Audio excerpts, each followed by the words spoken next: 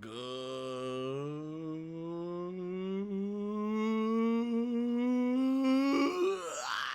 morning. How you doing? What's up, everybody? Good morning and welcome to the PreStream podcast, episode 112. No, episode 113. Wow. At some point, we had episode 100. I didn't even realize it, and I didn't even mention it. I totally didn't realize that we had hit it. Oops, missed the milestone there. But when you do a show as often as the PreStream podcast, numbers are meaningless. By the end of this year, we'll have like 300 episodes. Seriously, there'll be a ridiculous amount. Okay? So anyway, ladies and gentlemen, welcome to the PreStream podcast. Today is April 10th, 2022. It's a Sunday. There are 2 more days left in my full streaming week here, and it's been a good streaming week so far. I've had a good time with all of you, and I hope that you guys are ready for more full-time gaming fun here right now on DSPGaming. All right. Excuse me. But in all seriousness, I hope you're all having a good weekend. I am. For the most part, my allergies have been bothering me. But outside of that, things have been pretty good around here. All the games, a good balance of stuff. I'm happy to be back to full-time streaming now. My birthday was good this past week with the birthday marathon event that we did. So, going good. On all cylinders are pumping. Full octane, adrenaline, lubricated, petroleum-coated motion. Whatever that means. So, hope you guys are ready. All right, let's talk a little bit about what you guys can expect for the next couple of days into the next week. Very exciting. So today, ladies and gents, we got the PreStream podcast right now. Don't have a lot to talk about today because there's one big news story which we will cover. New game release officially announced. Speculation has been satiated. But outside of that, there's not that much going on in games, so we'll do some Q&A today. Don't know how long the stream will be, pre-stream will be, that is, because I don't have many topics to go over today. But then again, usually on the days when I think, there's no particular great amount of stuff to talk about, boom, we get good questions, we get good topics of discussion, and the next thing you know, a full podcast has happened, right? Happens a lot, often. So, so that being said, we'll see what happens. And then after that, it is time for Lego Star Wars The Skywalker Saga to continue. So allow me to give you a little summary of what I think about the game with the first 3 hours. It's definitely an evolution of what the Lego games used to be. Because I used to play the Lego games back in the day. I actually played the original Lego Star Wars games. I played Lego Indiana Jones. For YouTube, I did playthroughs of games such as Lego Lord of the Rings 10 years ago. That's right, it was exactly 10 years ago, 2012, when Lego Lord of the Rings came out, and I did a co-op playthrough of it. As well as games like Lego Marvel Superheroes, Lego DC Heroes and Villains, and stuff like that. But it's been quite some time since I played a Lego game. This game is basically the old formula, but a step up. You know what I'm saying? A big step up. Excuse me.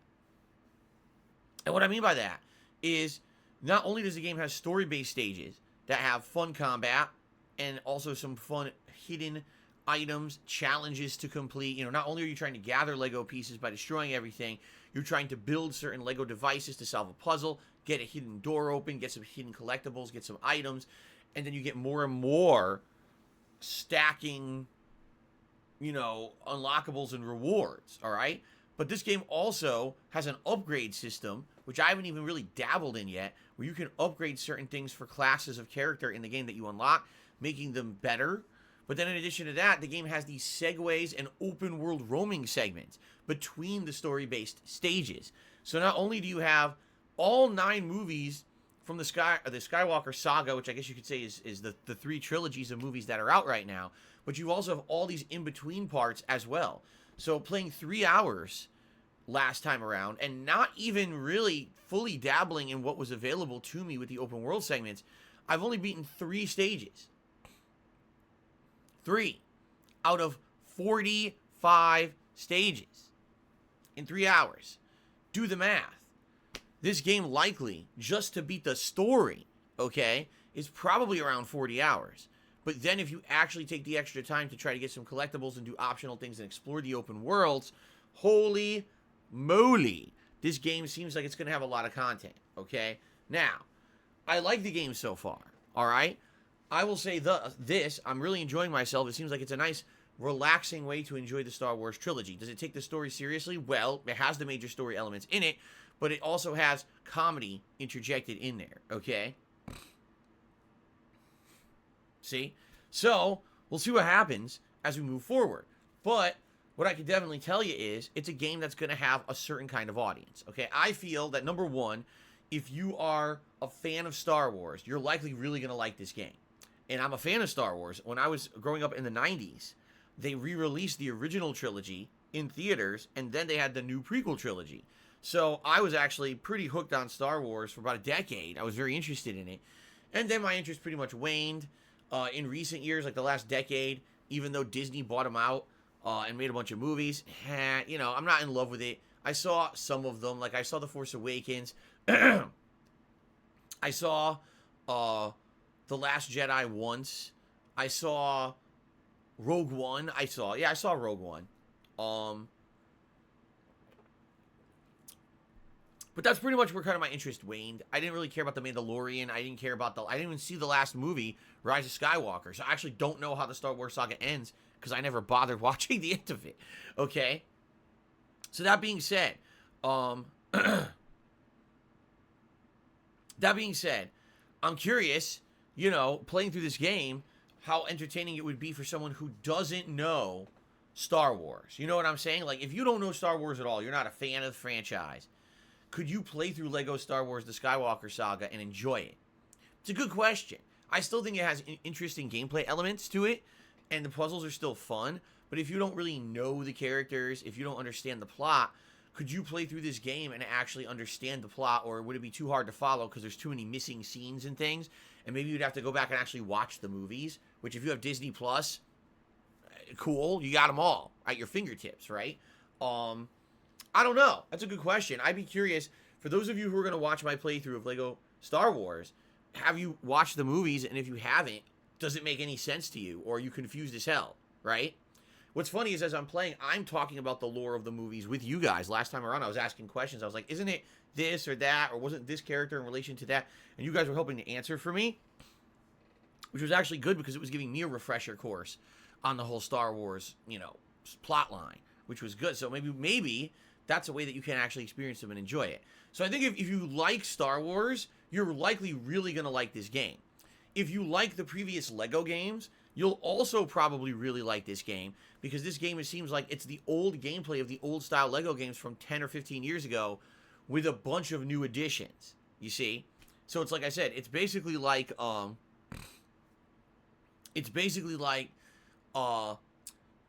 evolution of what the old Lego games used to be. They've evolved and they have new content, and it's very fun, right? Now, what I will say is this. If you're not a fan of Legos and you're not a fan of Star Wars, this game probably is zero interest to you. Now, the only exception I would say is if you enjoy me and my personality, and you like hanging out with me, and you like watching me play various video games, if this is your cup of tea, then you likely will like the playthrough, because I can tell you right now, at least from the first 3 hours, there was a very relaxing and chill vibe to it, where it was not super difficult. It was not ultra challenging. It was more like wander around and try to figure out puzzles and try to do stuff, which was fun because it allowed us to talk. We actually had some really good conversation about Star Wars and other things during that premiere stream a couple days ago. So I definitely enjoyed that. However, some people are of the impression this game should be a late night chill stream, that because it's a more relaxing game, it's not a major serious playthrough, and it should be on late streams. I don't necessarily know if I agree with that. The game is incredibly lengthy, right? For what it is, it has a ton of content. Now, can you imagine if I put this on a late stream trying to beat a 40-plus hour game on the late stream? We already have Skyrim on the late stream, which is a 90-hour playthrough. I've been playing it since December. and we're not even close to beating it. Can you imagine me putting another game like that on the late streams? There'd be no time for any other chill content for like 4 months. That's all it would basically be. You know what I'm saying? So that being said, yeah, it's pretty crazy because I think it is a chill game, but I don't know if it's a game because it has the amount of content that it has, right? It may very well be a game that is not catered to like a late night 2-hour segment. You might want longer segments and be able to play it more often, right? But I guess that's the question. Like, how is it going to fit into my schedule? I definitely want to play. I like the game a lot. I definitely want to keep playing it. I definitely am enjoying it. Today, as we play through, we're going to finish the first movie, A New Hope, okay? And we're going to head into the second movie, The Empire Strikes Back, which, if you don't know, it's the second of the 3 movies in the original Star Wars trilogy. A lot of people agree that Empire Strikes Back is the best movie of Star Wars ever made. Personally, it's my favorite. Now, I didn't see, excuse me, Rise of Skywalker. Maybe that's a good movie. Maybe it's not. I don't know. But Empire is definitely my favorite Star Wars movie as of right now. So it'll be exciting to be playing through that, okay?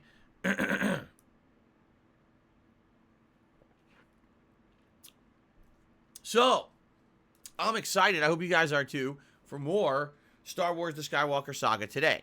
By all means, if this is a game that lends itself to conversation, so you want to talk about Star Wars, you want to have conversation and fun, this is your stream to be at, to chill with me, okay? This is not Elden Ring, where every moment I have to be paying attention to the game because I'm going to get murdered and have to replay a bunch of gameplay, right? This is not a super action-intensive game where I have to constantly be like, oh my god, glued to the game. I can actually have some fun with you guys and interact, and I hope that you guys, you know, will join me for that as we keep going on.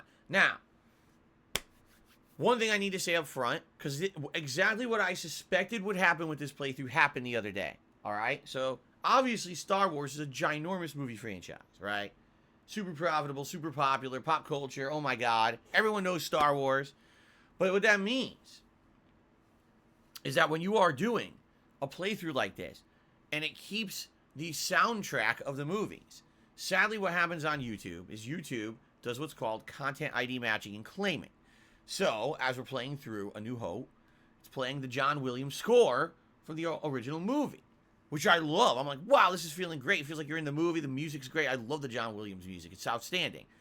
And then as soon as I upload the videos to YouTube, it goes, claimed, claimed, claimed. You lose all advertisement and monetization rights to your videos. Does it make any sense? No. Think of it this way, all right? That music is one portion of the video. Absolutely, I can agree to that. 100%. The music, the licensed soundtrack is definitely in the video. It's a part of the video. Just like that licensed soundtrack is a part of the movie. It's a product, right? They own the rights to it. Fine. I completely agree that if someone's using that soundtrack, that you should get something out of it. Does that mean you should get everything? Right? Like my video, I paid for this game. I paid for the license to use the game and the music and everything in it. That's what I paid for when I bought the game. Okay? So, if I'm doing a let's play of the game, or a playthrough of the game, whatever you want to call it, I should have the rights to do so. Just because there's licensed music in the video doesn't mean that this company that owns the rights to that music should be able to own my whole video. If anything, I will completely agree they maybe have a right to part of it, right? So, for example, if this music company wanted to claim, a third of the profits of my video, a third of the advertisement revenue, they should have the right to do that. There should be some agreed amount that a music company gets out of a claimed video. According to YouTube, though, if you have any content in your video that you don't have the rights to, that company who has the rights owns your whole video. Makes no sense at all, and in no court of law ever would that stand if someone were to sue YouTube or sue the company and say, this is not legally sound. How do you own my entire work because I have a portion of it that has something from someone else in it? It doesn't make sense. You can own part of it or get some partial rights. You know where you can own it. All right? Bullshit. But, sadly, that's how YouTube's system works. YouTube's content ID match system is essentially a way for them to protect their own butts. And what I mean by that is YouTube does not care about the rights of the uploader. I mean that. They just don't. If you upload a video to YouTube, they don't really care about what happens to your video or your rights or your business. They care about getting sued by another company who feels that they're just illegally allowing people to put their copywritten content all over the internet and violating their copyright rights, and then they get sued for it. So what they do is they do a blanket approach where if anyone claims anything, they immediately grant it, and then it's up to you to clear it up. So I'll give you an example here. If my whole video gets claimed for music, I can counter that and say, oh no, you don't have the right to claim my whole video for music. I'm going to fight you on this, okay? And then that company has the right to decide, do they want to pursue it and actually full-on claim your video, and then it has to basically go to court, or do they want to relinquish the rights? Dependent on the situation, some companies will just release the videos, and others will actually say, no, we claim your video, tough, sue us if you want us to release it. I know that sounds bad, because it is. Like, the little guy like me, do you really think I have the time and money to be suing a music company for the rights to my own videos? Of course I don't. I don't have that, especially like the individual video. It would be one thing if I was doing a playthrough and the playthrough went viral and had millions of views and could have made me ridiculous amounts of money. The average playthrough on YouTube, for me, makes me a few bucks per video. So, you claimed my playthrough. Maybe I lost, who knows, a couple $100. Am I really going to sue you for it when the lawsuit costs thousands of dollars and takes years to go through? No, of course I'm not, right? So, sadly, the whole system is busted. It's a pain in the butt. In general, whenever I play something with a licensed soundtrack, such as a Grand Theft Auto game, or last year's Guardians of the Galaxy, or Forza Horizon 5, I now, these days, typically prefer to keep the soundtrack in the game. I do feel that the game playthroughs are better quality leaving the music in. I tried at one point over the years as a content creator to take the music out or mute it, and a lot of people would complain that, man, it feels like unfinished. It feels like you're playing a half-finished game because the soundtrack could be a major part of the overall experience, right? So I understand that. I totally do. I totally get that. And over the years, I basically said, well, I guess whenever there's a game that has a licensed soundtrack that's notable and adds to the experience, I guess I'll just bite the bullet. I guess I'll have to take it and take the loss, essentially. Put out the videos on YouTube and make no money on them whatsoever, okay? And so, by the way, thank you guys for becoming members. I will shout you out in a bit. Appreciate that. And so, sadly, with LEGO Star Wars, the Skywalker Saga, that's going to be the situation. I'm going to continue to play the game. I like the game. I'm going to leave the music in because, my God, the music's outstanding. I think the John Williams, soundtrack and just in general, the music that John Williams has produced in his very storied and lengthy career has been some of the best ever. I love the music he puts out. I don't want to take that out just for the sake of making a few bucks on each video, okay? But what I need from you guys is buy-in then. And what I mean by that is if you're watching the LEGO Star Wars playthrough and you're having a good time, if you're watching the stream right now, or if you're watching the on-demand videos after the fact, which many of you are, okay? Already, there's about 1,000 people and more who are watching the LEGO playthrough since it's come out a couple days ago. Please consider contributing in a way where you can support outside of ad revenue. Because if you're watching the LEGO Star Wars stuff right now and you see ads, they're not mine.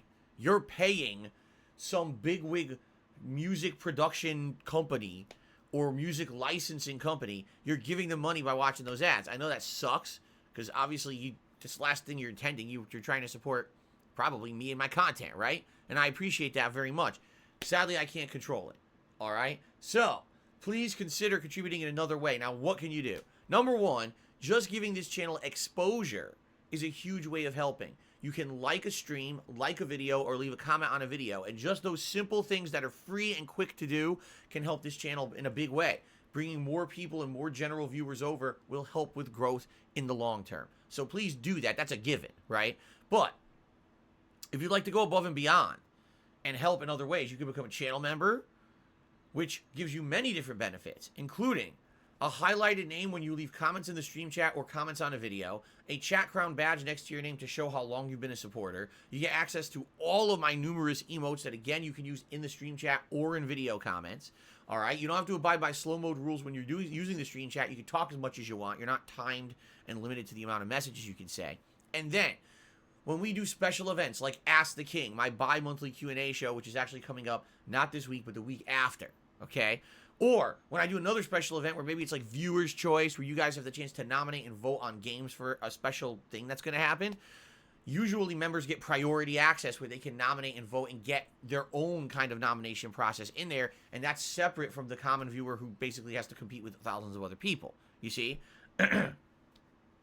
So that being said, memberships are great, and they help the channel, all right? Please consider becoming a member. Or you can do a super chat or super sticker if you're on the stream. If you're not on the stream, you can tip, or if you're on the stream, you can also tip. There's a link to that in the description of every video and the description of every stream. Tipping is great. Tipping is a way to directly support this business and content, and it helps me because I get those funds immediately. It helps so much that I actually have rewards on the stream based on the amount of tips that I raise in the stream because it's that important and it helps that much, you see? But in addition to all of that, there's something that I don't mention all the time. For the on-demand video viewer, you can check out my Patreon at patreon.com/darksidephil. When you pledge to my Patreon, that's a way to pledge ongoing because it's a monthly pledge that basically you don't have to worry about things on the stream. I know when people are on my live streams, they tend to like to contribute in a way that you get a pop-up, you get a shout-out. But if you're an on-demand viewer behind the scenes and you don't care about that because you're never going to be on a stream, you can become a member of my Patreon. Excuse me. And like I said, that's an ongoing pledge every month that helps me behind the scenes. And I really appreciate that. And yes, there are tier levels and perks that you can get. I'm not going to go into detail about that because it's all explained on the site. Go give it a look. All right? Patreon.com/darksidephil. So there's all these ways you can support the Lego Star Wars. It's a mouthful. Lego Star Wars The Skywalker Saga playthrough. Please consider one or all of them. Because right now, me playing this game, I'm literally taking a hit. I'm making no profit whatsoever on the videos on YouTube. To give you guys some perspective on how big of a hit it can be sometimes. Last fall, in November, there were 3 games that I played that had music in them. And all of those playthroughs were fully claimed on YouTube. For almost a month, I was making no ad revenue on YouTube. I'm not exaggerating. I lost a couple $1,000. Because typically in the fall, ad revenue on YouTube is sky high because in the fall, everyone's advertising their products for Christmas. So usually as a content creator, you see a giant increase in ad revenue for about 2 months. I saw 0. It stayed flat because all those playthroughs I was doing, I was making nothing on. So usually I would get a big increase in the fall and I got nothing because I left the music on all my games, which is great. I still think the playthroughs are great because of it, but man, it sucked because I really could have used that. So please consider, again, supporting if you can in any way you can. It all helps, all right? Thank you. Now, actually, I am going to open the window here. I hope I don't regret this, but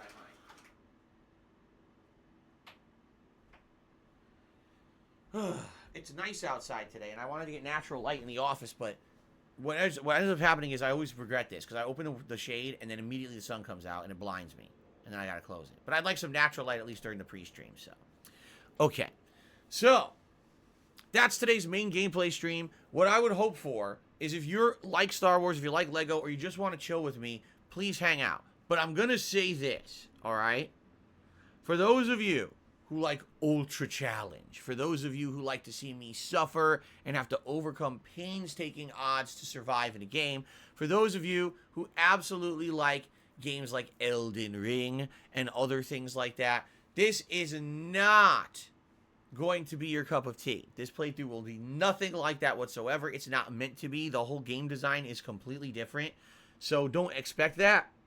And I would ask, if you are someone who likes that kind of content exclusively and does not have interest in other more relaxing style gameplay content, please don't hang around the stream and then crap on all of us. Because I noticed last time when I played this 2 days ago, you had people sitting around saying, this game's for kids. This game, Lego. Why would a 40-year-old man be playing a Lego game? Ooh, this isn't entertaining. So leave. And I mean that. I'm a variety streamer, right? In a given week, I play at least 4 to 5 different games, wide variety of content. I'm not just playing Lego. Tonight on the late stream, I'm playing Kirby and the Forgotten Land. Tomorrow on the main stream, I'm playing Elden Ring. Tomorrow night, I'm playing Skyrim Anniversary Edition, okay? Later on this week, There will be Street Fighter, old school Street Fighter, and there's going to be some new games added to the late night streams once Kirby is completed. Once we wrap up Elden Ring in a couple of weeks, there'll be another new game added to the rotation. So do you see my point?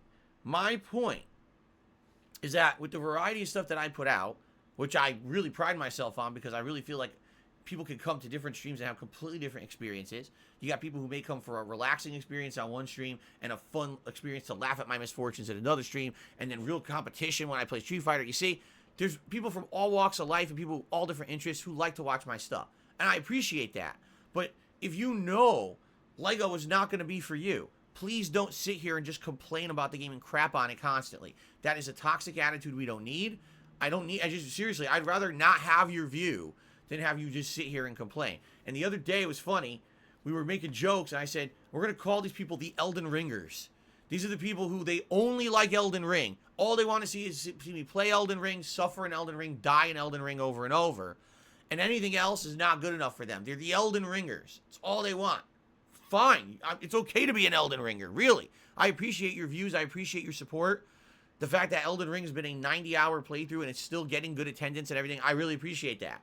But you got to understand that everyone has different tastes. It's not just for you. It's for everyone. If this isn't to your taste, this is like saying, so there's chocolate-flavored cereal, vanilla-flavored cereal, oat-flavored cereal, right? Like there's Wheaties, there's Frosted Flakes, there's Count Chocula, there's Rice Krispies. The reason they do that is because people have different tastes. If you don't like Rice Krispies, why do you keep buying and eating Rice Krispies and complaining about it? Just don't get the Rice Krispies. Go get your Count Chocula, right?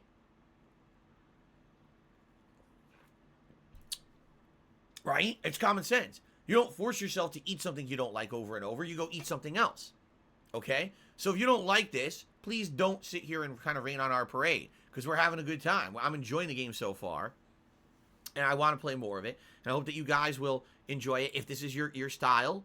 If not, come back tomorrow for Elden Ring. Because, by the way, in Elden Ring, we're in a totally new area now. Not ever explored before. We're heading into the end game where it's going to get way more challenging for what people are telling me. So, now's your time to come back and watch Elden Ring for sure. Not today. All right? Come back tomorrow. All right. There you go. All right. So, I'm excited for LEGO. Please support the stream if you can. Thanks to everyone who's going to chill with me and have a good time today. All right? Later tonight, the late stream at 6:45 p.m. Pacific Daylight Time is Kirby and the Forgotten Land. This is the continuation of the playthrough that I've been doing now for a couple weeks. We beat the main story, but the game has an entire post-game world, World 8, that basically takes a stage from each of the previous 7 worlds and makes an ultimate stage. So for them to understand, it's going to combine with elements of all the different stuff from those worlds and have puzzles and challenge and all kinds of fun stuff.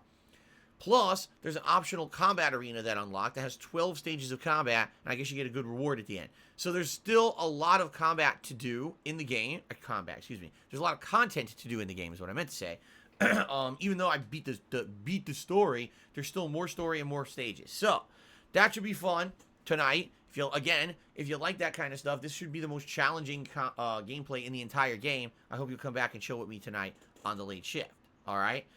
Tomorrow, we go back to Elden Ring. As I just said, we're heading into the end game. New regions I haven't been to before. I'm excited for that, and obviously, I hope that you guys will join me to see what new stuff I'm coming up against. I don't know what's coming up. I have no clue. I actually have no idea what's at the end of this game. So it should be exciting and fun. Tomorrow night, more Skyrim After Hours, a late-night stream of Skyrim Anniversary Edition. It went back into the major rotation as of last night. We had a lot of fun together, exploring, having a good time with missions. We did plot advancement of the main plot, but then we did side missions. It was a good stuff. Now we're actually doing the Dark Brotherhood quest line. So I hope you'll join me for that tomorrow night. And that, incidentally, is my final consecutive stream of the week because Tuesday is my day off from streaming. So I hope that you all have a good day away while I'm running, doing errands and the like for the week. And then this coming Wednesday, I come back to full-time streams, and it'll be alternation. It'll be LEGO Star Wars and Elden Ring alternating as the main stream. The night streams will be alternation between Skyrim and Kirby until Kirby finishes. Now, when Kirby finishes, which is likely 1 or 2 more streams, we're going to need something new to throw into the late-night chill stream slot. There's lots of candidates, and everyone has an idea about this. For me, what's kind of in the lead is I'm thinking what we should do, because now we finally have opportunity to do so, is go back to games that I was playing previously on Xbox Game Pass and maybe played them a couple times and never really got any further. I'm thinking games like I Am Fish, Serious Sam 4, One Piece Pirate Warriors 4, I'm having a brain fart. Oh, The Forgotten City, the final ending that I never finished, okay? And many others. A lot of games that basically I played a couple times I liked, but we never really went back to them. And what I'm thinking is, we could do some variety, and here's how we can do it. Basically, one night we do one of those games. We play it for 2 hours. Then we do Skyrim. Then the next night, we do a different one of those games for 2 hours. You see? We alternate. And so therefore, we're getting a little bit of gameplay of all kinds of chill games at night. And it's fun and it's refreshing because every few days something different. But we're still making progress in said games. You see? And maybe we could do some interactivity where we do polling. We have a poll every night and say, okay, tonight's candidates are Serious Sam, One Piece, and I Am Fish. Please vote. Something wins. Now we do another poll, but that game that just won is out of the poll, and we put in 3 other different games that were on Game Pass, and you vote again, and that way we can rotate them around and play them all kind of equally. Okay? That's my idea right now for what we can do. Another idea is we could do MLB The Show 22, which came out a couple days ago on Game Pass. We could definitely play that as a late night stream if we wanted. Or we could do something different, completely different. But that's my idea. What I would like is your take. Please let me know what your take is on this. What would you like to see happen on the late streams once Kirby completes? What should be the replacement for a late night chill stream? Give me your opinions, okay? Thank you. Excuse me. All right. Now, Ask the King is my bi-monthly Q&A show. It was supposed to happen in February, then it was going to happen in March, and it just never happened. There were so many game releases coming out, and the fact that I am an interactive streamer, and likely I answered your questions live on the streams anyway, there was no reason for the show, but now people are fiending for it and saying, where the hell is Ask the King? You've delayed it too long. So Ask the King will not happen this coming week. It will happen the week after, all right? I don't have the exact date yet. Usually I do it on a Thursday. So if it stands to reason it happens on a Thursday, it's going to be on the 21st of April. How do you get in on Ask the King? You could type !Ask the King right now in the chat and a link will come up.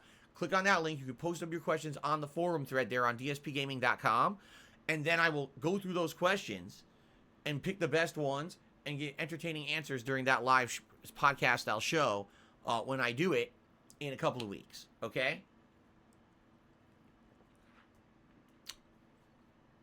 There you go. It's that simple, my friends. Okay, I think I've covered all the schedule stuff, okay? Excuse me. A couple quick things. Number one, members goal. As you can see, we're trying to hit 400 members this month for a special reward goal.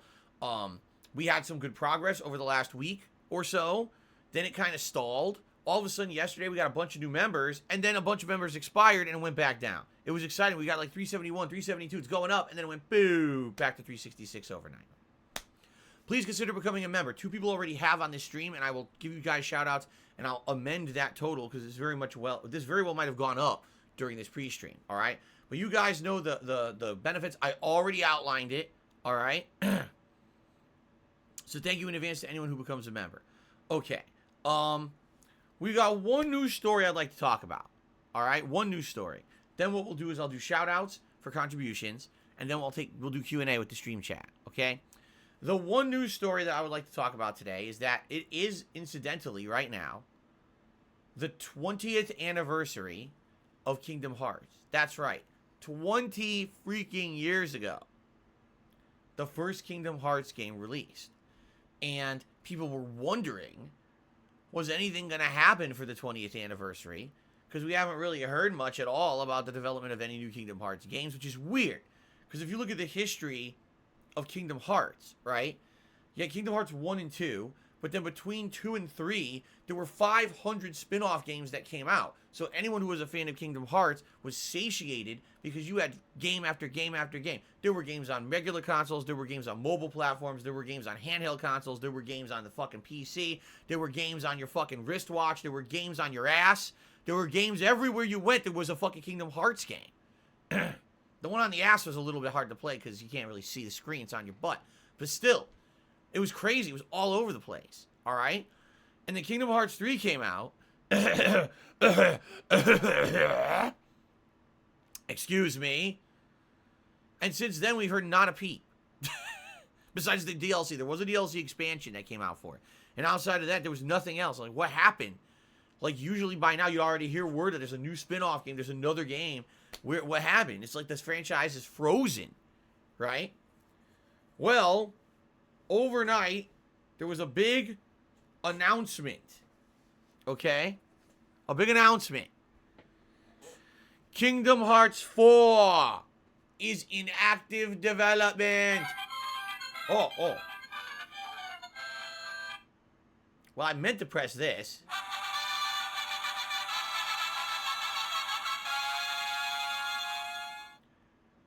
But a lot of the reaction that I've seen on the internet is more like this. So, what they showed was basically a bunch of cutscenes, okay? And then they showed gameplay that looks like a bunch of cutscenes, okay? And it's weird because one of the major criticisms of Kingdom Hearts 3 was that the game was too easy, didn't really play well as a game, and it was more cinematic than it should have been. I remember playing through the game and basically steamrolling the whole thing. Even the secret bosses weren't challenging. It was just like, mash button, do this, mash button, summon, do this, do... The game was so easy that people were actually asking me to not use gameplay elements during the course of the game because just using the basic gameplay elements that were in place made the game so easy there was zero challenge. And about halfway through the game, people tuned out and were interested in the playthrough anymore because the game's too easy. It's boring. I'll be honest with you. Graphically, I thought the game looked good. And I liked the world designs. Like the Toy Story world, the big mountain world. What was it? Was it Hercules? Something like that. The world design was good. I liked the world design of the game. Okay? The combat was absolutely terrible. It was one of the worst games I've ever played because the combat was an afterthought. It felt like you didn't even need it. Like there should have been just one button in the game. It should have been the win button. That should have been it. There's nothing to it. Literally, it was like you were the entire game. You were just mashing. Now, some people are like, we should have played it on hard. But I play games on the default gameplay experience because that's supposed to be the gameplay experience the devs are intending the mainstream audience to play. So you're telling me the devs thought the mainstream audience thinks this is fun. Yeah, that was the game. And then, on top of that, because they had made so many spin-off games between Kingdom Hearts 2 and 3, and they had to try to basically wrap up the plot of all of those games here in one, the game became an overly convoluted mess. Even if you were a fan of Kingdom Hearts to that point, imagine trying to play a game wrapping up the plots of 10 other games, right? We all know how convoluted television series get when they run too long. Shows like Game of Thrones, The Walking Dead. You try to watch an episode of that shit near the end of the series, it's like, what the fuck am I watching? Who are these characters? What's going on? What happened to the main plot that we all used to like? It's lost. It's all a bunch of overcomplicated shit. And that's exactly what happened with Kingdom Hearts. In their efforts to continuously monetize the franchise, they ruined it. They oversaturated the market with Kingdom Hearts crap to the point where you had to spend a ridiculous amount of money to even know what the fuck was going on in the games. And by the time you got Kingdom Hearts 3 and they're trying to resolve the plots, there was no way they could do it in any kind of a logical, entertaining, satisfying manner. You knew that plots were going to suddenly get rushed and ended. Characters were going to get brushed under the fucking rug. You knew it wasn't going to be good. Now imagine you didn't follow the 10 plus years of filler content of Kingdom Hearts and you're trying to play Kingdom Hearts 3 and all you've played is 1 and 2 like me. You don't have a fucking clue who half these characters are. You don't know what the fuck is going on. So let me get this straight. You got a game that literally you can go like this and beat in every single fight. A game whose plot makes absolutely no fucking sense to anyone who didn't spend $5,000 in the last 20 years to follow it. Right? And you're trying to sell me that this game is good. It wasn't good. The game sucked. I really thought it sucked ass. It was a game that had potential out the ass and completely flopped on its own face. It was a terrible game. The only good thing about the game was the graphics. That was it. The world design and the graphics was impressive. But as soon as you start playing it, what happened here? Okay? So that being said, Kingdom Hearts 4.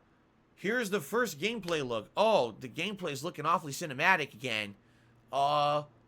It's kind of like Kingdom Hearts 3 on steroids, even more. Oh, what's going on?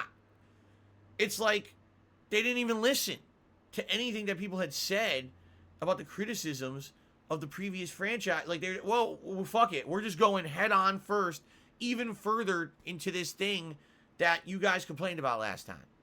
Now, keep in mind something.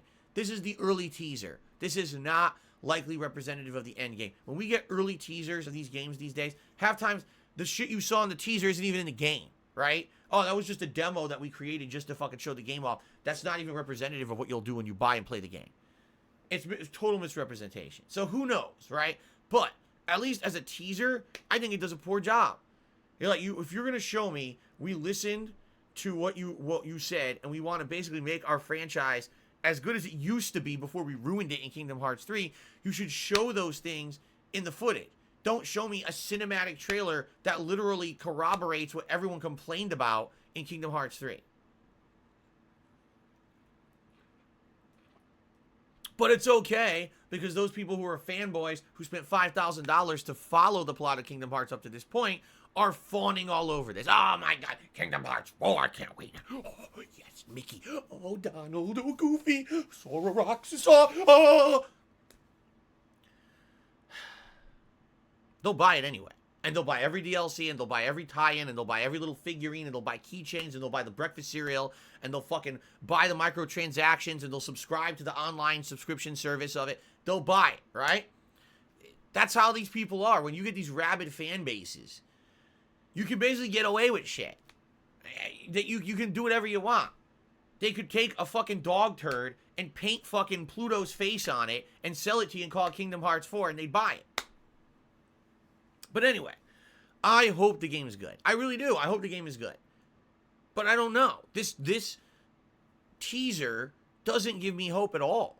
It makes me actually the opposite. But again, who knows? I don't know. Maybe I'm wrong. Maybe it'll be good. Maybe they did listen. Like I said, these early teasers are usually never representative of what you get in the final game.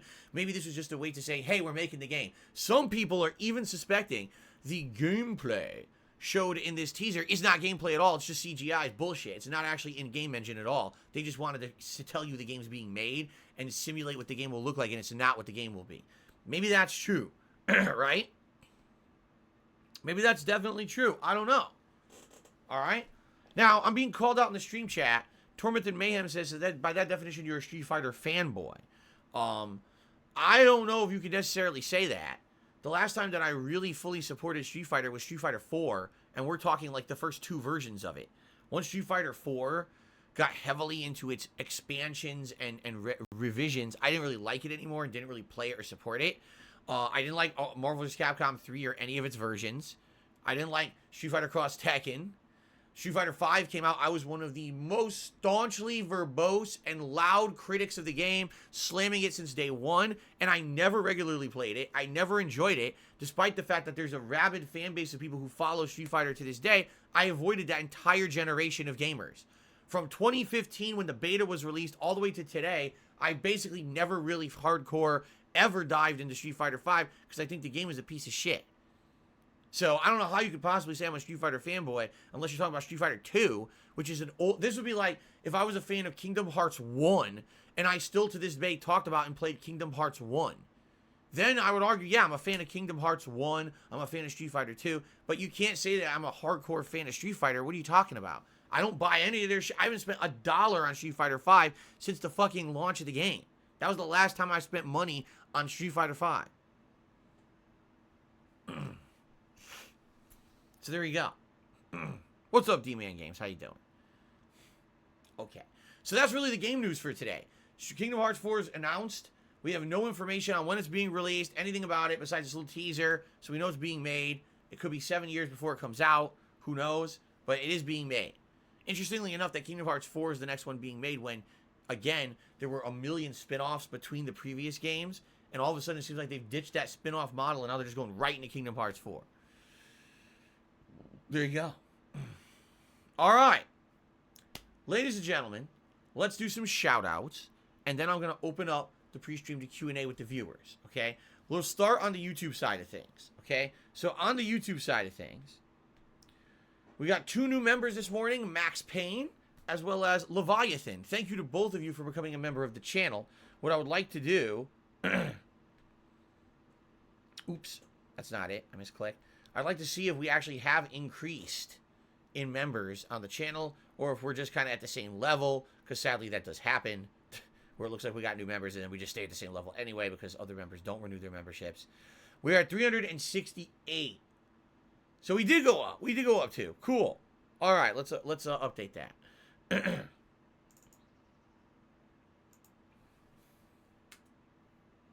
Here we go.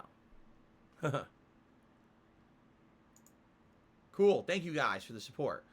We got a super chat this morning from NBA Jung Boy. He says, jokes on them if they join one more time on going back online and stacking a team up. This is obviously some kind of an inside reference. I don't recognize the name. I don't know what the quote means. So, thank you for the super chat. I have no idea what you're getting at here. And just in case the name is somehow offensive, I'm just going to abbreviate your name, MBAJ, because I don't even know, okay? Thank you for the super chat. I don't know what you're talking about, though. All right. So that's the YouTube side of things. We don't have any tips this morning whatsoever yet. However, overnight, 10 hours ago, I did receive a tip from Badge1247. And this person asked an interesting question. And I will answer it because it's a valid question in regards to not only me and my content, but other YouTubers as well. So allow me to answer this, okay? So, Badge1247 asked the following. Do you have any kind of control over the amount of advertisements that may show on your on-demand videos on your YouTube channel? Sometimes there's an advertisement literally every few minutes. It ends up breaking up the flow of the video and the immersion, and it makes it almost unwatchable. Well, I can answer this, and sadly it's not the answer you're probably looking for. As a content creator, when I upload a video being part of the YouTube Partner Program, okay, I have options that I can enable or disable on any video that I upload at any given time on YouTube, okay?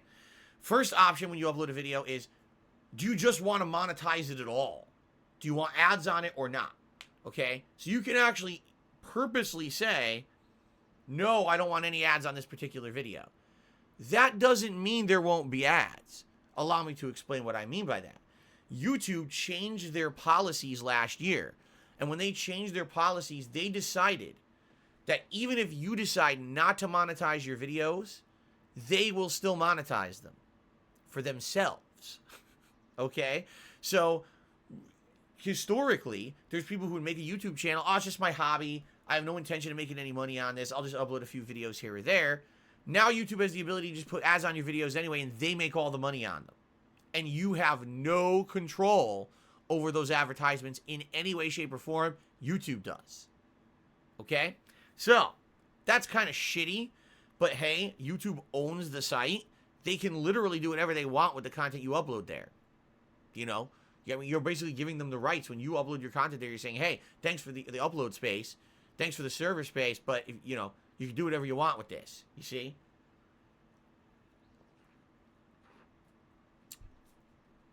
So, that's kind of shitty. Now, if you are a content creator and you actively choose to put ads on your video, say, yes, monetize the video. Now, a whole bunch of options opens up depending on your video. And what I mean by that is there's actually criteria that are used to determine what ads can and cannot be put on a video on YouTube. Some of those criteria are as follows. The length of the video, the subject matter of the video, and after YouTube's algorithm runs, whether or not YouTube determines that your video is suitable for advertisers or not. Okay, those are really the three key factors. Number one, the length. If you have a video that I believe is shorter than, I want to say 10 minutes in length, you only have the ability to put what's called a pre-roll or a post-roll, or both on the video. What is that? A pre-roll is an ad that plays before the video plays. And essentially, this is the ad that 99% of viewers see on YouTube. You want to watch a video, you click it, oops, an ad played first. I got to get through the ad before I can see the video. That's the ad that makes money. Seriously, that's the one that everyone's going to watch because you want to see the video, you wait through the ad. That's what makes everyone their money. Okay? A post-roll ad is an ad that plays at the end of the video. That is the ad that literally never makes money. Because once you've finished watching the video, why would you continue to watch past the video through the ad? And if you close that video at any point when the ad is playing, no credit is given for watching the ad. You have to watch the ad in its entirety for that content creator to get credit for it. So 9 times out of 10, you watch a video, you do watch that first ad, you watch the video, oh, it's over, close it. You're not going to watch that second ad, so no one gets anything on that, okay? Now, once your video becomes a little bit longer, now YouTube gives you more options. They give you what's called mid-roll ads. Now, mid-roll is kind of deceptive because the word mid kind of means middle, but you don't necessarily have to have advertisements playing in the middle of the video. All right, so here's how it works. Because this is really shitty. And I don't like this process, but this is how it's always worked on YouTube, and it still works to this day. I'm uploading a video. I want advertisements. Please enable all appropriate advertisements. That includes pre-roll, mid-roll, post-roll. That's the only options you get. You don't get to say, oh, well, my video is going to be 15, 20 minutes long, so please put in 2 mid-roll ads at these points. Oh, my video is an hour long, so please play a video or an ad every 15 minutes. You don't get anything. You literally just say, please give me pre, mid, post, whatever's available. And you're done. Your video uploads, okay, goes live, processes, and sometime much later, it could be hours later, all of a sudden now an option appears for that video. Oh, now you can manually change the ads. All right? I wish you could do it ahead of time. Because if you could do it ahead of time, I would absolutely set up all my videos to have set criteria for advertisements. I would likely, my videos are about an hour long, all right, my gameplay videos. So likely what I would do, I would say do a pre-roll and a post-roll. I know no one's going to watch the post-roll, but the pre-roll, usually you make a little bit on, right? And then with the mid-roll ads, I would probably set it up to have maybe 2, maybe 3, but maybe 2. I wouldn't want anyone watching an ad any more often than I would want an ad when I watch a television show. I hate TV shows to have ads every 5 minutes. That's annoying as fuck. So maybe I would put it every 15, right? So you get a pre-roll, 15 minutes, 30 minutes, 45 minutes, end roll that no one's going to ever watch. No one watches the post-roll, right? I feel like that would be reasonable for a whole hour of content you're digesting, all right? In reality, what YouTube does is literally goes random as fuck, okay? And it's dependent on all these different criteria. It's dependent on the subject matter of your video. If it's a hot video with a hot subject matter that YouTube determines a lot of people might want to watch. It's determined on the amount of views that video gets in a set amount of time. And if it goes viral and the engagement that video gets. All those things actually determine advertisements. And actually, I've seen this happen. A video goes live with almost no ads, gets popular, and now the video is completely inundated with ads. Don't ask me why YouTube does this or how they do it. I've seen this before. Ads just go all over the place. And you can't change it until it's already done. Okay? And the sad fact is, the content creators, the uploaders, don't control that at all. YouTube sets it up. That's stupid. It's my content. Why can't I set it up ahead of time? I'll say, okay, I'm uploading a video. It's going to be an hour long. I want ads here, here, and here. No. The video literally has to be uploaded, go live, get views, process fully, and then some randomly generated time after the fact, now as a content creator, I can go to the settings and set up my ads. But the video's already live. You know what I mean? Like, how does that make any sense? You're already putting whatever you want all over however you want, and I can't control it. And like I said, sometimes YouTube changes it after the fact based on the popularity of the video. You know? So, I'll give you an example here. I've been watching people play Elden Ring. Okay? Sometimes I'm watching someone who does videos in a giant chunk. A huge 3-hour archived stream chunk. And that stream maybe gets an ad every 15, 20 minutes. Okay? It's not that bad. Then I watch someone who uploads in 20-minute chunks. Okay, way more than I do. I do hours. Some people do way less than me. They do 15, 20-minute chunks still. I know most people would yell at me if I did that, but people still do that, and they're making a living doing it. Okay? I'm not shitting you for some weird reason. Okay? For really weird reason. Okay? All of a sudden, the video has pre-roll, ad after 5 minutes, ad after 10 minutes, ad after 15 minutes, post-roll. Why does a 15-minute video have 5 ads on it? I'm absolutely in agreement with Badge here. For some reason, YouTube does this, and then you say, I don't even watch this video anymore. If every 5 fucking minutes you're going to take me away from the video to watch some piece of shit ad, I'm not, that's worse than television. That's worse than actually watching a show on TV, and YouTube thinks it's okay. Now, again, I don't know if that was an active choice by the content uploader or if YouTube just did it. YouTube might have very well just said, fuck it, and just did it. But the uploader might have just been kind of a greedy person and said, I want a ton of ads on my video. Right? Who knows? I don't know. But all I can tell you is from my perspective, I wish when I was uploading a video, I would have the capability to set up the set time I want the ads. I don't. All I get is these generalized drop downs on how to put ads, and then I have to wait for that video to process, go live, and actually get views, and then YouTube gives me the option after the fact to go in and manually change the ads on the video. Okay? Now, I want to give you some perspective here. Okay? In a given day, I upload a PreStream podcast that's about 2 hours long. I upload 3 gameplay videos for my first stream that are each about an hour long. When I upload those videos, I upload them during my break between streams. They usually don't go live until right before my second stream. All right? There's no time. Even if I wanted to, there's no time for me to sit there and set up the ads because I got my second stream going. You see? So even if I wanted to change ads on my first batch of videos, there's just no time to do it. The videos take too long to upload, process, go live, and then by the time the option shows up to do something with ads, I'm already doing my second stream. Okay? On my second stream, I usually do 2 gameplay videos of an hour each, and then I do the daily wrap.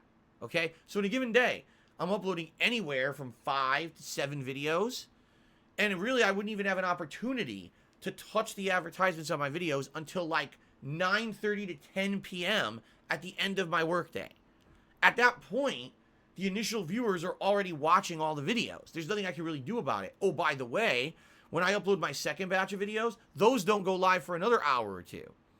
So in essence, if I really wanted to micromanage the advertisements on my videos, not only would I have to be streaming from 10:45 a.m. to 4 p.m., but then I'd have to upload the videos, take a break for dinner, come back, do my second stream, upload those videos, come back at 11 p.m., and I wouldn't actually be able to set up the ads until between 11 p.m. and midnight, and then I would have to manually do it then. So essentially, for me to have ads exactly how I want them, I'd have to be working from 10:45 a.m. to fucking midnight.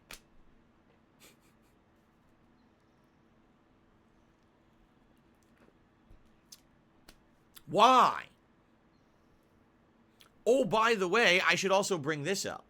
When I'm talking about all these advertisements and things, this has absolutely nothing to do with mobile apps. Okay? When you watch any YouTube video on the YouTube app or on the YouTube app on your television, because some TVs have it, or on your phone, that's a completely different thing that content creators do not control. You can set it up to have ads at certain times. The mobile is completely different because mobile ads are different from the ads on the regular website. They're different, a whole different companies. Everything's different. So in that regard, guess what? You don't really control it at all. I could upload a video to my channel right now and say I only want 2 ads on it, but then on the mobile app it has 7, and I can't control that. Can't do anything about that whatsoever. So YouTube, even though it's the biggest video sharing website, even though it basically has the most options of any video sharing website, and you would think you'd have the most control over your content, it's still not that good. Unless you have a full-time group of people. Like, for example, if I was running this channel with a team of people behind it, I'm just the guy who sits in front of the camera and acts and makes the content, all right? Think of like, I'm Dr. Disrespect, but I'm just an actor on a camera like he is, and I'm acting out a character and it's recorded, but there's someone else who actually is recording, editing, and uploading. Then there's another team of people who are monitoring the ads and change that. Then there's another team of people who monitor copyright issues and claim. There's another team of people who are handling licensing and are handling sponsorship opportunities and things like that. You see what I'm saying? When you get big on YouTube, you can have other people do that shit for you. If you're rich, you're a millionaire, you can afford to hire a team of people. It's a business, right? Who are running all that shit for you. But I'm a one-man show, and the vast majority of YouTubers are exactly the same. They're just one-man shows. They don't have time to fucking deal with all that shit. So what do? Upload. Here's what I want. Just give me some ads. Get the fuck out of there, and I never deal with it ever again. And that's the truth. Some of my videos probably have an insane amount of ads for no good reason, and others I would guarantee you have none. Why am I watching an entire playthrough of Phil's? Not a single ad is played yet. Because YouTube just decided so. Oh, well, this particular playthrough isn't getting views anymore, so we put no monetization on it whatsoever. Because that's happened. People tell me all the time, Phil, I'm watching your stuff. There's no ads on it. Yeah, because that's YouTube. They do whatever they want. That's how they run it. Usually the newer videos you upload will get the most ads, especially if you're doing something that's popular. For example, I'm playing a new video game. Chances are these playthrough will get ads, of course.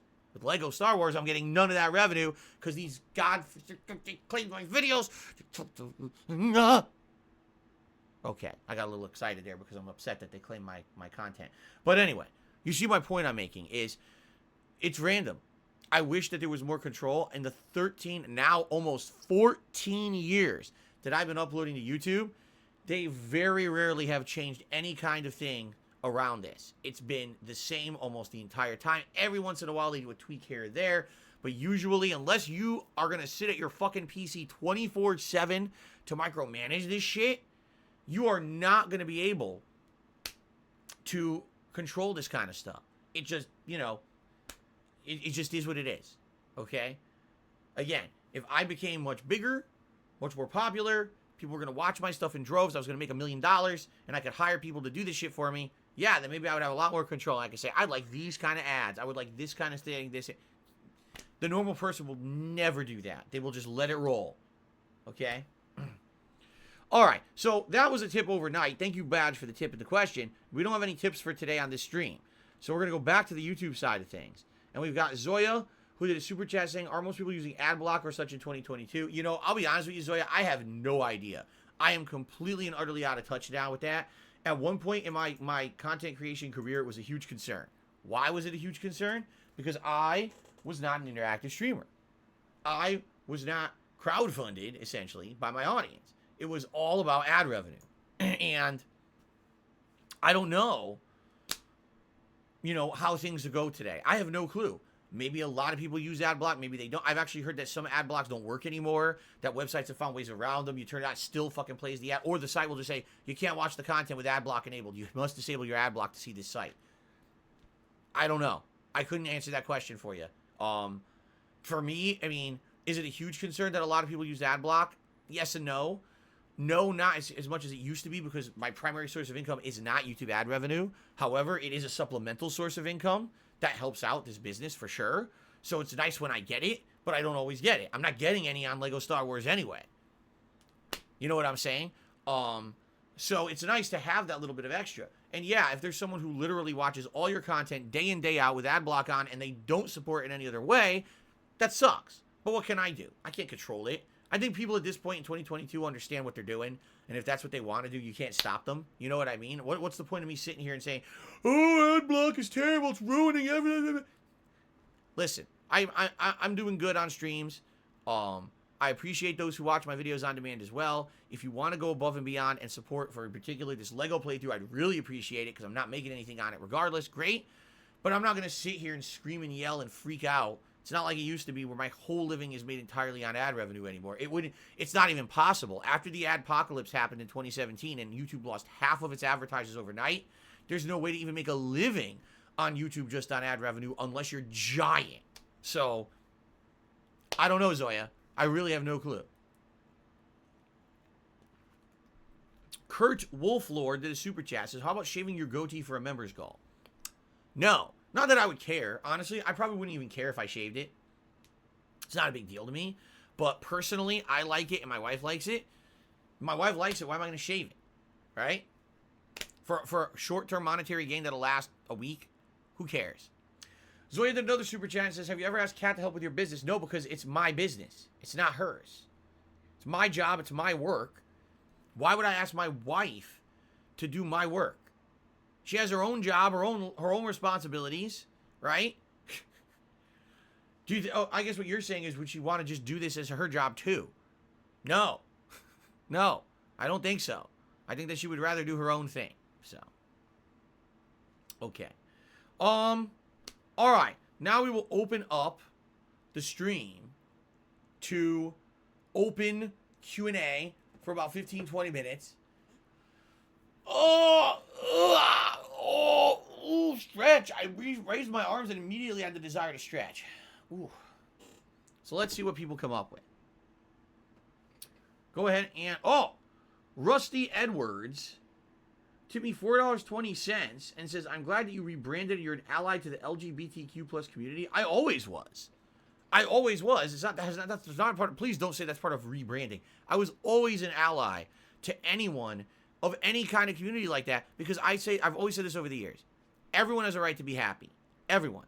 No one has a right to tell you you can't be yourself and you can't be happy. Who the fuck are they? Who put them in charge to determine what's right and wrong for someone in society? It's ridiculous. Now, obviously, that comes with some qualifying factors. Yes, I want everyone to be happy, but if someone's idea of happy is to walk down the street shooting 2 bazookas, murdering everyone around them, no, that I don't agree with. But sexual orientation and things of that gender, of that matter, why does that matter to anyone? And who are they to tell you you're right or wrong for how you are? Get the fuck out of here. I've always been an ally, 100%, and I actually do support full marriage rights for people who are not just a man and a woman getting married. I think that everyone should have the right to be married, legally. Now, of course, there's people who are going to argue that, the religious factor, and it's supposed to be a man and a woman, whatever. You do whatever, you say whatever you want.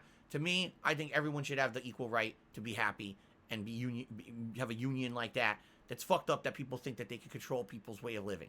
I've always said that, okay? That's not a rebranding. That's something that I've always said the entire time I've been a content creator on the internet. So please don't try to spin it like that, okay? Okay. And let's see. So he says, we and our rights are constantly under attack. I'm happy a God-fearing man like yourself is... What are we... God-fearing? Where does that even come from? Thank you for all your great streams. All right, thank you, Rusty, for the tip. I don't know where half of that came from, but thank you, Rusty. A God-fearing man. That's pretty funny. Okay, continuing on. Lucifer Soul to me, $4.20 says, how can I submit a resume to work for DSPGaming LLC? All those things you mentioned could be done by just one great employee. Well, what you could do... No, I'm not even going to joke, because if I joke about it, people will do it. I was going to joke, email me. No, I'm not accepting any applications. Please don't send me applications for employees. Ridiculous. Okay, thank you for the tips. Would I play Street Fighter 4 on another Friday? No, I don't care about Street Fighter 4 anymore. That was a game that when it came out, I liked it. Then it became pretty unbalanced. They rebalanced it 17 times. By the time they had this final rebalancing, I hadn't really actively played it that much anymore and didn't care. And then I never touched it since then. I literally, the last time I played Street Fighter 4, I'm trying to remember exactly when it was now. Let me think about this. The last time I played it in a competitive nature in a tournament was Screw Attack Gaming Convention 2013, when I played in the Iron Man of Gaming tournament and I won the Street Fighter 4 tournament. I don't even remember what version of the game it was. I just played with Ryu and I won. Okay? Then, the last active time I played the game was in 2014. Before I moved across the country, I had a final, farewell party, and my friends came over from various walks of life and different times in my life. We had people from the Street Fighter community, people from other gaming times, all coming and hanging out together. And we played some Street Fighter 4 together that day. That was the last time I played the game. 8 years ago. No, I don't think I'm going to be playing Street Fighter 4 again. Alright? Yes, I did play the final version online a little bit. But that's what I mean. The last time I actually competitively tried to play and cared about it was 8 years ago. So I don't care about that. Okay? What's up, Jamie Green? Good to see you here today. The Nick Rules asks, were there ever YouTubers you liked or watched besides Nostalgia Critic and AVGN? No. No. And even back then, they weren't YouTubers. When I watched AVGN, he was on GameTrailers.com because he had tried uploading to YouTube and was having a lot of copyright issues, so he didn't even upload there anymore. And Nostalgia Critic, same thing. He had tried to upload on YouTube and failed because copyright issues. So he was uploading to his own website. At that point, I think it was that guy with the glasses.com, because later on he changed it. But yeah, no, that was it.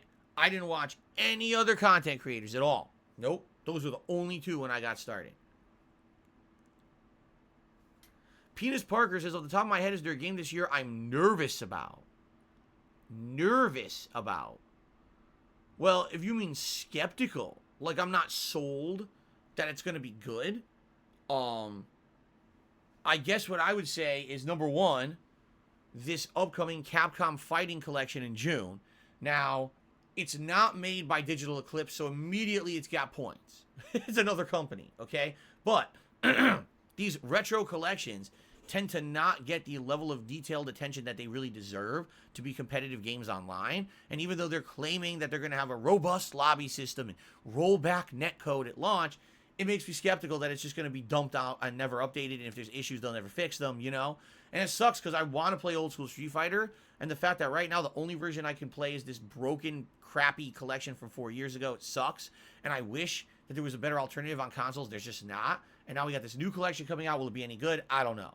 The other one is another collection called the Cowabunga Collection that is being made by Digital Eclipse. Because to give you guys some perspective here, when I was growing up, I loved the Teenage Mutant Ninja Turtles.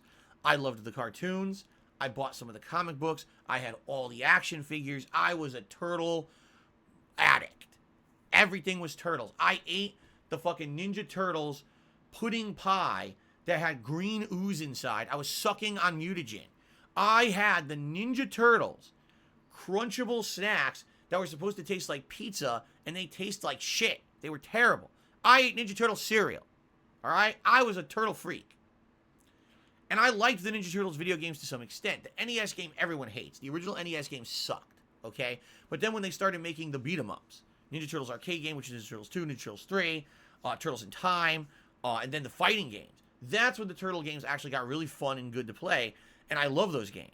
So this collection, to me, is like right up my alley. I'm like, oh, this is great. I can play through all the classic Turtles games from my childhood and share them with a wide audience all over the world. This will be really fun and neat. And then they said, Digital Eclipse is making the collection. And I said, no, come on. Really? Of all the companies that you could have contracted to make this thing, fucking Digital Eclipse, the company that completely botched the Street Fighter 30th Anniversary Collection, running games at the wrong speed, a simple emulator suite, no options to do stage select, music select, character select, no random select. Online play is an atrocious fucking mess with terrible netcode, dropping issues, glitches out the ass, no ability to kick someone from a fucking lobby who's trolling. The game is an imperfect, unfinished piece of dog shit mess that was sold for full price because they ripped everyone off, and they're making the Ninja Turtles collection.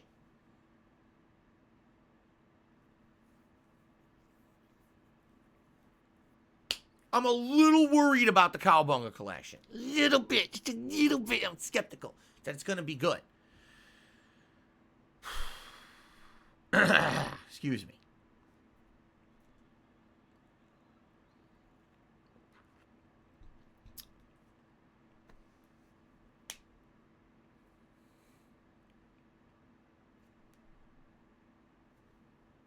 Okay, I ranted enough about that. Only Fear of Death says, what are your thoughts on the current 3D art style of recent Street Fighter games? I wish Capcom would go back to the hand-drawn 2D art style. Street Fighter 3 and even Alpha had amazing art. I actually liked the art style of Street Fighter 4. I did. I felt it was a good combination of a little bit cartoony, but brought into the 3D era with enough graphical effects and lighting and everything. It made it look good. Maybe could have had a little bit better lighting, but of course it came out 2009, you're talking, 13 years ago. Things were a little different, 2 console generations ago. I still thought that Street Fighter 4 was absolutely outstanding. I hate Street Fighter 5's graphics. I think they're terrible. The characters look like ultra-deformed, claymation, Play-Doh characters. Just the art design in general is shit. One character is this big, and one character is the whole top of the fucking screen. What kind of fucking game are we playing here? On what planet can you have someone who's 2 feet tall against someone who's 27 feet tall in a fighting game? What is this? It's fucking ludicrous. The game's terrible. Everything about the game. The art design, the character design, the gameplay. It's shit. I hate how the characters look in that game. They're stupid as shit. A lot of people like it because there's detail and lighting. I don't care about the detail and the lighting and the flashiness when you do a fucking V-trigger bullshit. I just want the game to be good. It looks like shit. It plays like shit. Excuse me. The 2D art style of the classic Street Fighter games is pretty good, although it's definitely evolved a lot. The original Street Fighter 2 games are a combination of realism and cartoony, kind of like Street Fighter 4, which is why I like the graphics of Street Fighter 4. Street Fighter 3 went way more detailed, okay, and looks a little bit more like a manga or an anime, I would say. Alpha series is very anime-ish. Like, that's kind of almost over-the-top anime-ish with the graphical style, right? And I like any of those. They're all fine to me. I don't like Street Fighter 5. Lekmix says, do you think you'll get a Persona 6 announcement this year? It's about time. I think we'll get some information. I don't know if we'll get the announcement of when it's coming out. I think we will get info. It's been many years, so I think we will get some data. Yes. No, I'm not going to. Just listen to the stupidity of this. Will you use a USB pedal and map it to a mute option so we will never have to hear your bodily functions and you don't have to use your hands?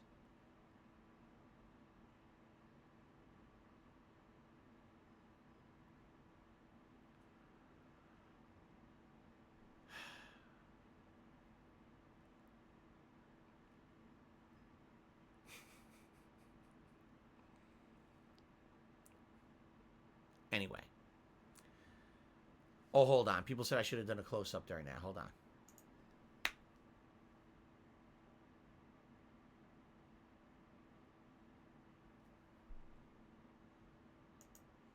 Anyway. Okay. Any other questions?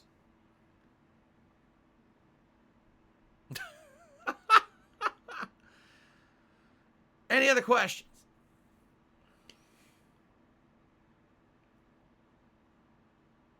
Did I have a favorite book series in my early life? What type of genre was it? The books that come to mind that I used to read when I was young, Goosebumps, horror series for kids. Really liked that series. Owned a bunch of the books. R.L. Stine. Redwall series by Brian Jacques. Or Jacques. I never knew how to pronounce his last name. It's a series that's set... It sounds like it's in medieval England. Okay? And you have anthropomorphic animals that act like humans. And each one is different. Like, some of them are knights, some of them are archers, some of them are actual monks. There's royalty. There's all kinds of stuff going on. And I liked the series because it actually talked about real-life social issues that humans have. But, of course, it was kind of cutesy because it had cute animals in it. Although it was brutal. There was some brutal fights, blood, people dying. I say people. Animals dying. It was serious. I liked the Redwall books. I read almost all of them. I think I fell off near the end when he was still writing them. But I loved the Redwall books.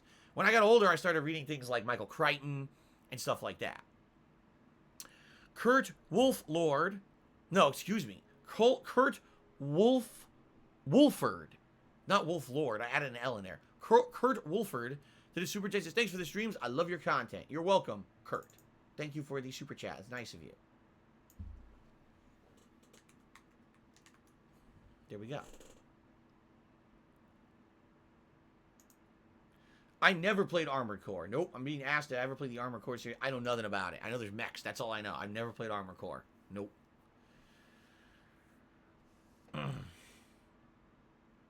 Dine says, if I hit the members goal this month, will I react to detractor songs? Some are catchy. See, here's the thing. Again, I explained this a few days ago. I'll reiterate. I have no problem reacting and or addressing these kind of videos about my history as a content creator or as a person that's based on fact. All right? You want to talk about my history and reference things that really happened? Sure. Let's talk about it. Let's go down memory lane. I'll address reality that happened because I'm not afraid of my past. If I were, would I have uploaded it all to the internet or would I have deleted it all by now? It all happened. It's all well documented, right? And we can say, okay, here's what Phil did in the past. Here's the kind of person he was, and I can address that and I can add to it. I think there's some merit and meaning and worth to doing something like that, right? When you learn from your past, you become a better person, right? But when you say detractor content, the vast amount of the content that's made today is not that. It's content that's based on memes it's based on conspiracy, speculation, rumor, hearsay, and in a lot of ways, it's people who just repeat something ad nauseum to the point where they actually believe it, even though there's actually no factual backing to it. Okay? So when you say there's, oh, well, you do a tractor song reaction, well, if the whole song is shit that's not true, no. What's the point, right? I mean, you can laugh at a meme once. When that meme is regurgitated ad nauseum to the point where now you can't even be serious about shit because everyone just wants to keep repeating the meme, right? That's fucked up. I mean, take a look. I'm going to say this in a way that I hope is respectful. Poor Rings of Redemption over there, right? When does anyone ever reference Rings of Redemption in my content as something serious? He's always the butt of a joke. He's always the butt of a meme. He's always this guy who's to be ridiculed, derided, and treated like shit. That's fucked up, right? And I think a lot of the reason is because those memes, those common memes, have become so popular that people just would rather say the line, right? All those memeable lines and things about Wings, instead of actually just talking about the real guy. You know what I'm saying? And to some extent, yeah, I know that's happened to me. The good news is I keep that shit off my stream. When you come to my stream, you can enjoy the content. We have a fun conversation on the PreStream podcast. We have great gameplay and good interaction during that. No one's sitting here meaning, nothing I can do. Oh, the accident, the incident. Oh, WWE champions. Oh, you know? Like, no one's doing that because we don't allow that. So that way you can have a fucking intelligent thought and hear yourself think and actually, like, act like a human with a brain in your head. Because memes are cool at surface glance, but when a meme completely overcomes the end-all be-all of a discussion on the internet, you're wasting your time. You're like a little kid, you know, brainless. So no, if that's the entirety of a catchy song is a bunch of shit like that, no, I don't want to react to it. Why waste my time on that? It's a different thing to watch an actual documentary, all right? We're watching a documentary about my past. We're watching history, things that I actually historically did and messed up with or didn't mess up with and was actually successful with, and we can weigh and balance that, and I can add perspective. There's value to that. There's no value to me just sitting here and watching a fucking meme song about bullshit. That's for a dunce. That's for a mouth-drooling idiot to watch. Go ahead and enjoy it, dunce. Enjoy your memes. And then leave me alone. Don't come to my channel. Don't watch my content. Go watch your memes elsewhere. I don't need to be part of anything that you have to do with. Go do your own shit in your own place, right? I don't want to have that seep into my content. Because then, I hate to say it, there is a slippery slope. And when you start to slide down that slope, now you've opened the floodgates to that kind of behavior. Once you condone that kind of behavior and you say, okay, look, it's funny, now all of a sudden, 90% of the people who come to my streams will be doing that shit. Oh, let's just constantly come and meme and insult Phil. The streams will be completely uncontrollable. You know? And I don't want that. If anything, we've had the opposite. In the year since I left Twitch and have come to YouTube and become a full-time streamer here, we have more control over these streams than ever before, and it's a better place to be. It's a better place to hang out and chill. We can control that nonsense. You know what I'm saying? There you go. Okay. Well, an anonymous tipper just tipped me $1.50 and says the following. Especially taking into account the context of the time that all that stuff took place. They're talking about my past, obviously. I love the way that you used to joke around and rage or just talk shit to people. It was off the cuff, couch co-op fun, guys amongst each other, no freaking snowflake in sight, don't over-apologize. It was a different time. It absolutely was.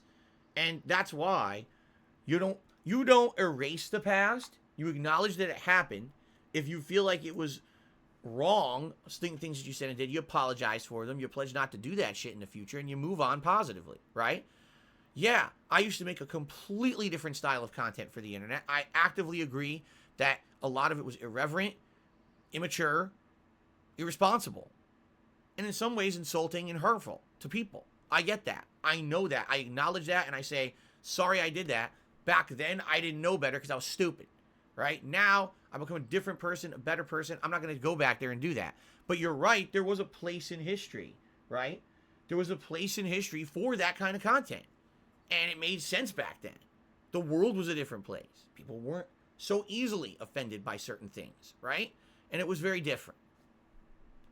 Okay. All right. Ladies and gentlemen, I think it is time to end the pre-stream. All right. And it is time to get started with Lego Star Wars. All right. So, let us end this pre-stream. And I have to use the restroom real quick, like 2 minutes.